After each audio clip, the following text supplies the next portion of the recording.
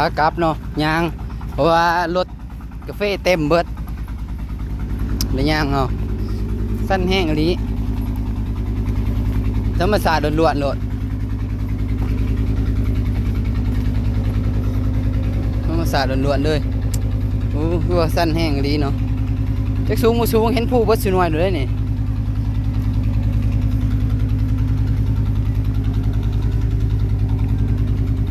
โอ้ฝุ่นทุนทางเถิงสูงแห้งอลี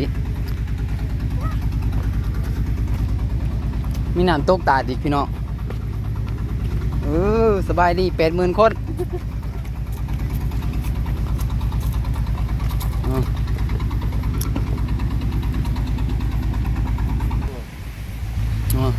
รถคนกาแฟ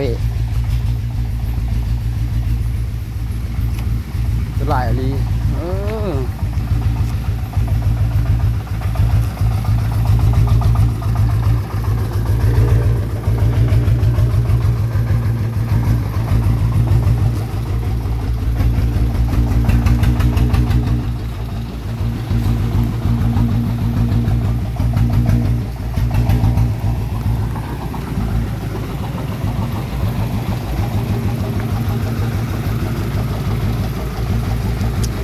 น้ำใสแห้งขนาด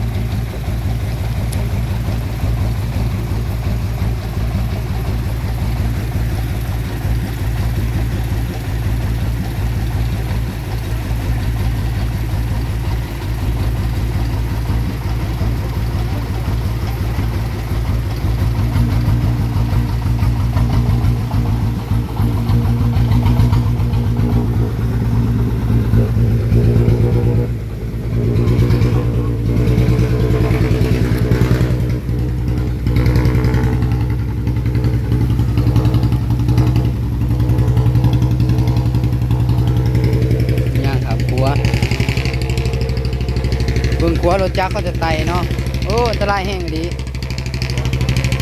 จักรไต่เฉย